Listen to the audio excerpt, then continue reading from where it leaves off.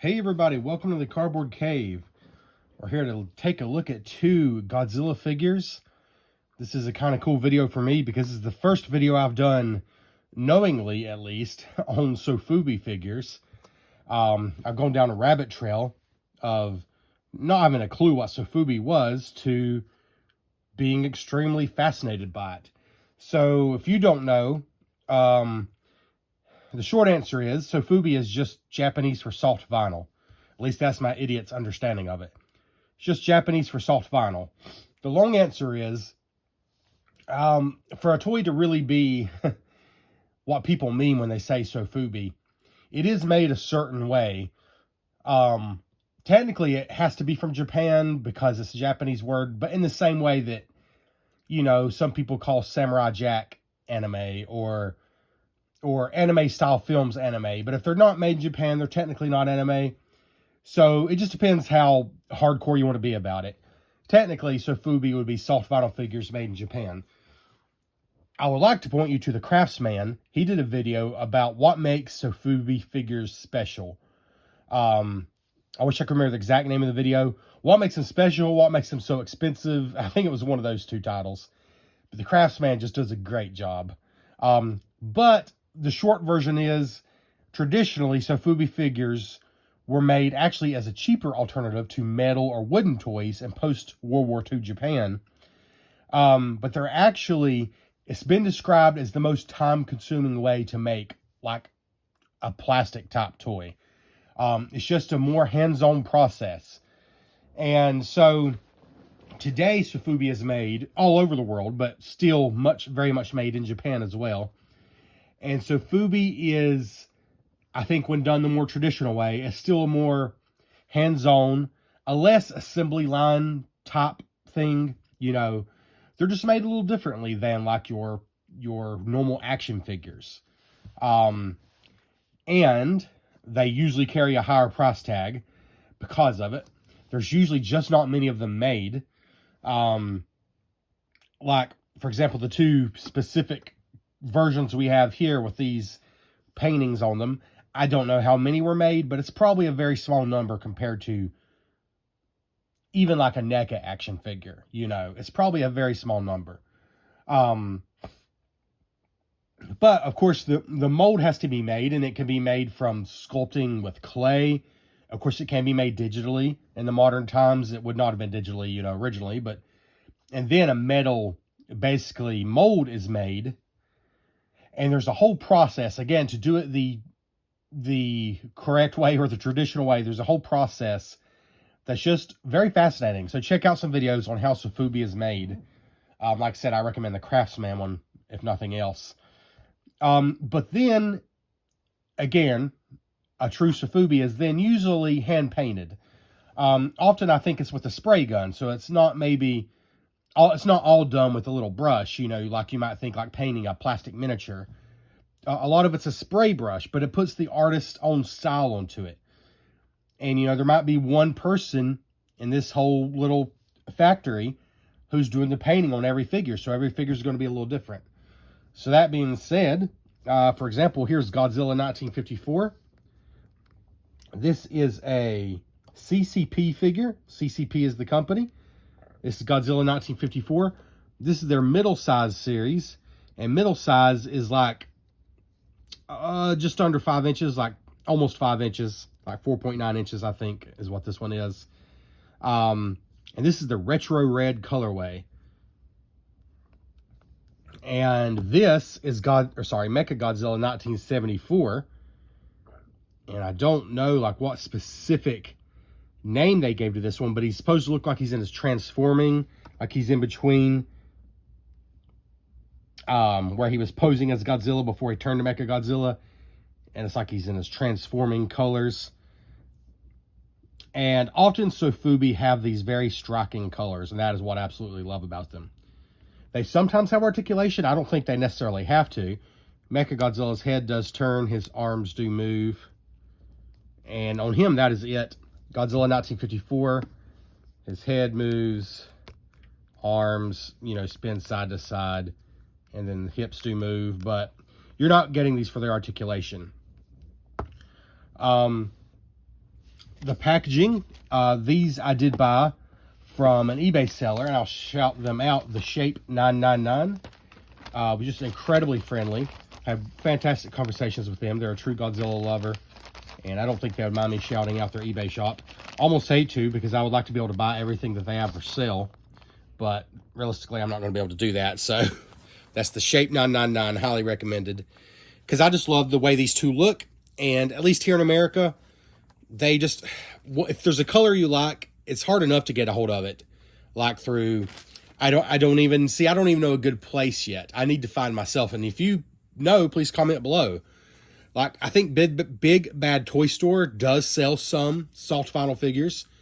Godzilla.com certainly sells some. Maybe Entertainment Earth.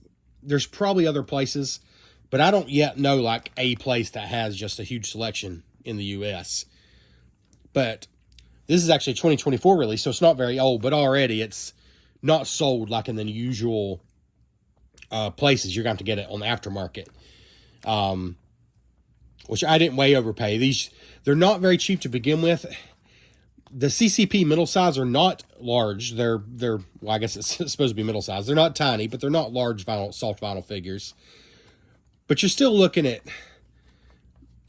from the prices I saw of ones that are actually in print that you can actually just buy from these stores, you're still looking at anywhere from $30 to $45 for this CCP middle size series. Even like from the retail stores, they varied from about $30 or even a little bit less than $30 to over $40, $45. It seemed to be just depending on the version, maybe how hard they were to acquire. I don't know. So I don't even know what to tell you as far as what these are supposed to retail for. But I think about $35 maybe, give or take. And here's the Godzilla one. And it was a 2023 release, so it's a little older. But yeah, the packaging is very simple. CCP, middle size. These are actually manufactured in China, though CCP is a Japanese company. There are some soft vinyl companies in Japan who still manufacture in Japan. I believe Marusan is one of them. I'm pretty positive they still do in Japan. And I think there's others as well. But CCP, I think they do try to produce just more different ones and get more out there to like Marusan. Might only have a few available at a time, at least in the English-speaking market. Where CCP tries to have a bigger variety. So I imagine maybe they got a little bigger factory, maybe. I don't know. I don't know the details, but they do apparently manufacture in China. It does say that. But yeah, anyways. So these, when I first saw them, not just these, but soft vinyl figures in general, my thought honestly was, what in the world makes these so expensive? I mean, for what they are. And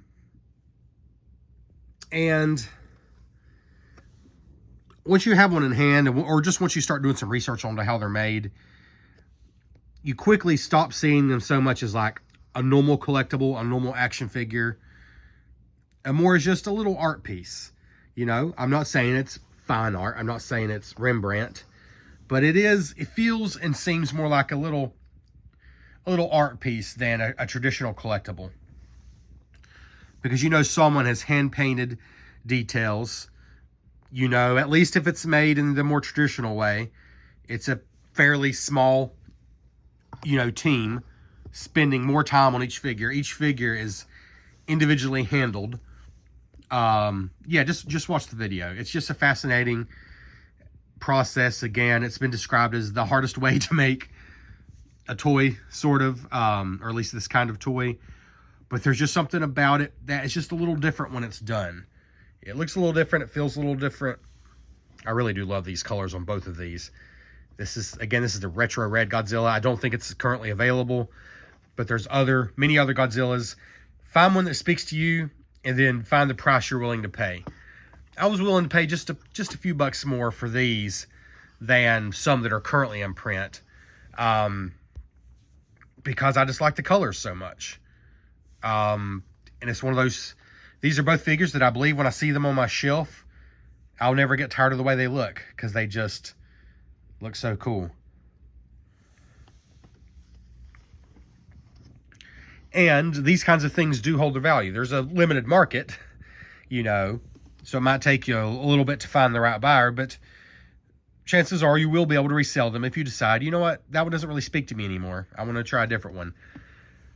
So yes, they seem expensive for what they are, you know, based on their size and articulation and things. Yes, they're in limited quantity, so they're not the easiest thing to find. But I think the hunt of just finding the one that speaks to you, and then knowing if, you know, if push comes to shove, it is probably going to hold its value, maybe even go up in value. So you're not going to be out of your money if you absolutely have to sell it down the road, or if you just want to, because, hey, we only have so much room. But I like these both a lot. No intentions of selling them. I'll compare them to my Mondo figure because it's the only other soft vinyl I have.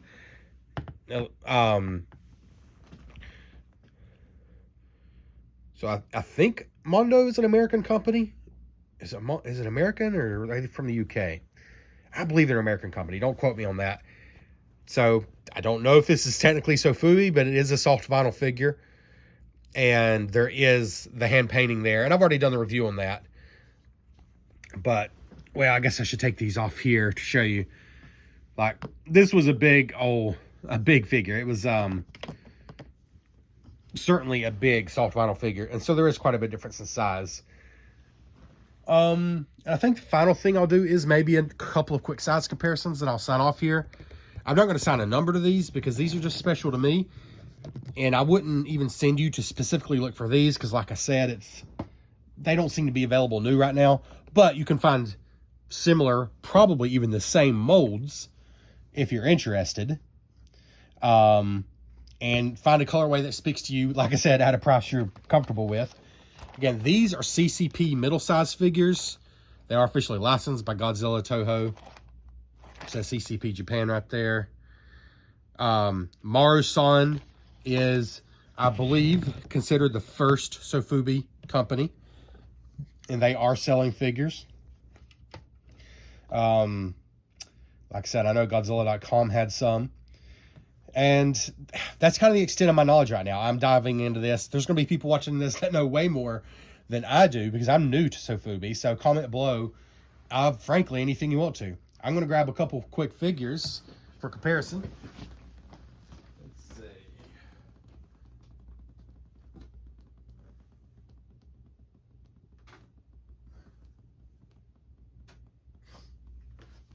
So I'm grabbing two Super 7 reaction figures that I believe very much are in the Sofubi style. You know, they're not the same material. They're not the same. I'm assuming they're more of a mass production kind of thing. But here's the Hedorah with the Hawaiian print. And it is very much in the Sofubi style, just as far as the way the paint is done and everything. And then this is a 1955 Godzilla, I believe. Yeah, I believe this is 55. Yeah, 1955 Godzilla, glow-in-the-dark version. So you can see this is the Hedorah Super 7 figure is actually very large compared to most reaction figures. This is a standard size Godzilla 55, compared to Godzilla 54 here. So you can see these CCP middle size figures are a little bigger than a Super 7 reaction figure. Actually, they're quite a bit bigger. Like when you see all dimensions in person, they're significantly larger than a Super 7 reaction figure, but they're not huge. So that should give you an idea of the size we're talking about here. Anyways, thanks so much for checking out the Cardboard Cave. Please consider liking this video. Consider subscribing to the channel. There's been a lot of Godzilla content. There will be more, including some more Sofubi content, including one big one coming up that I'm looking forward to. We'll catch you next time on the Cardboard Cave.